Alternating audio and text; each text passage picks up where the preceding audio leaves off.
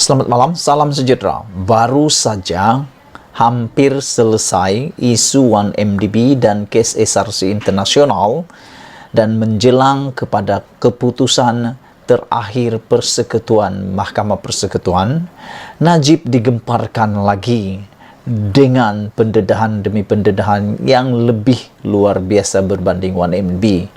Jujur aku katakan, ini isu yang baru aku tahu.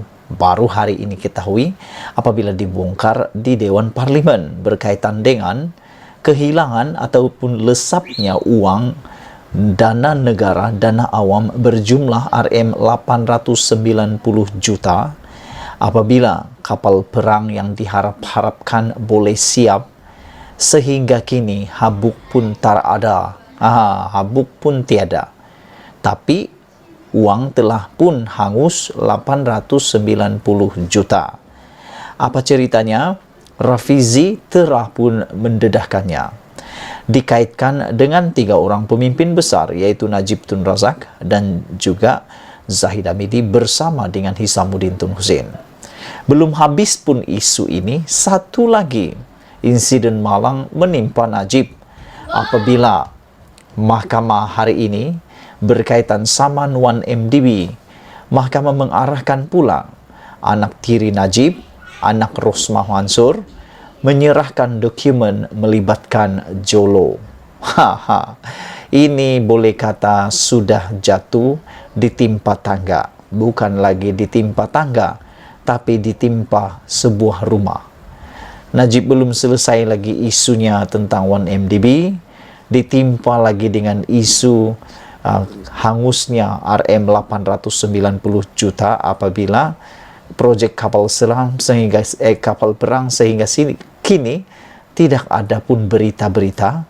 Dan hari ini pula mahkamah mengarahkan pula anak tiri Najib, yaitu anak Rosmah Mansur, untuk menyerahkan pula dokumen melibatkan Jolo.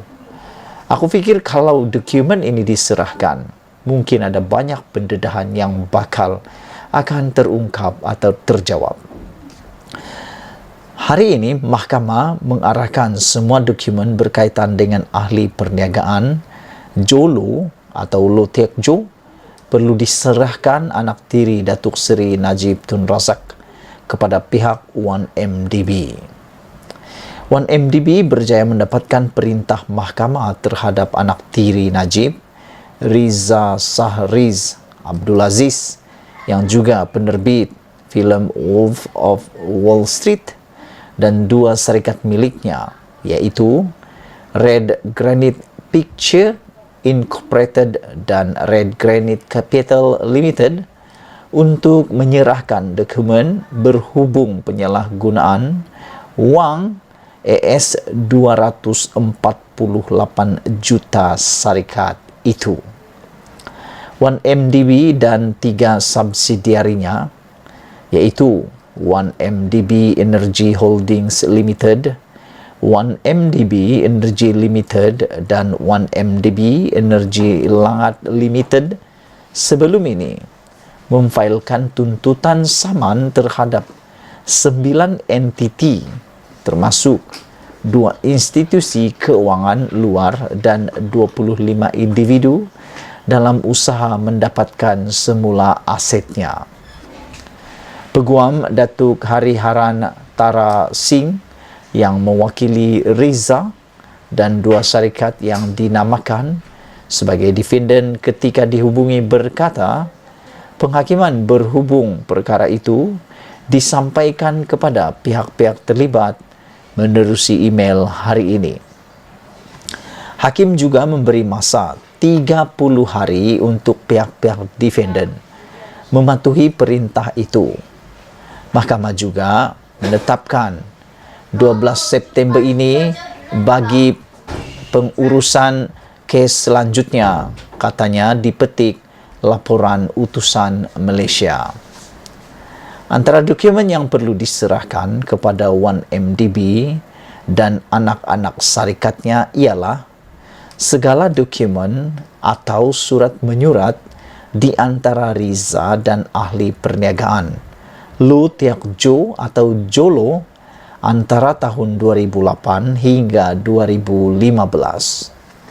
Riza, Red Grenade Picture, dan Red Grenade Capital juga perlu memberikan butiran terperinci mengenai penerimaan wang berjumlah Amerika Serikat dolar 244,173,104 dolar yang didakwa sebagai pinjaman daripada kerabat diraja Arab Saudi dan diberikan melalui syarikat yang dikenali sebagai Olsen Change Holding Limited itu, iaitu sebuah syarikat yang dimiliki secara beneficial oleh keluarga diraja Arab Saudi.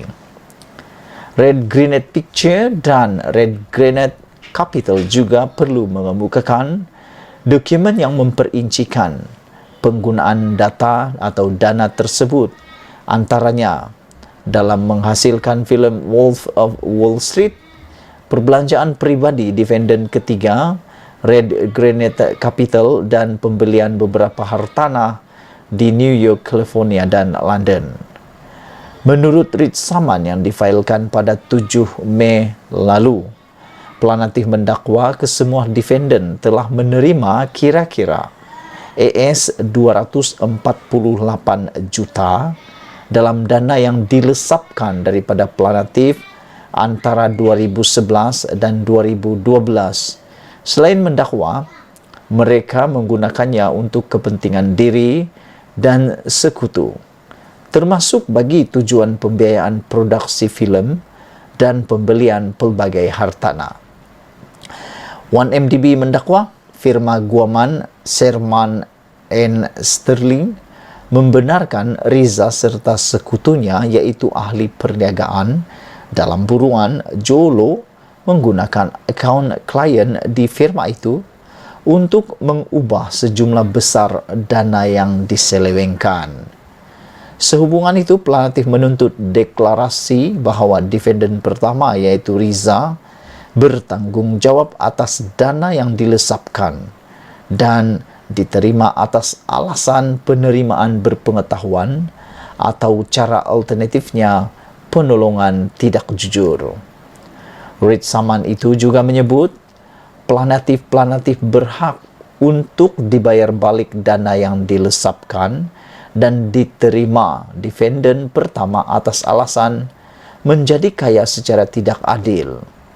Sementara itu, menurut pernyataan pembelaan Riza dan dua syarikatnya, dia mendakwa memperoleh pinjaman daripada keluarga diraja Arab Saudi atau International Petroleum Investment Company (IPIC) untuk menerbitkan sebuah filem di Amerika Syarikat dan bukannya daripada dana 1MDB.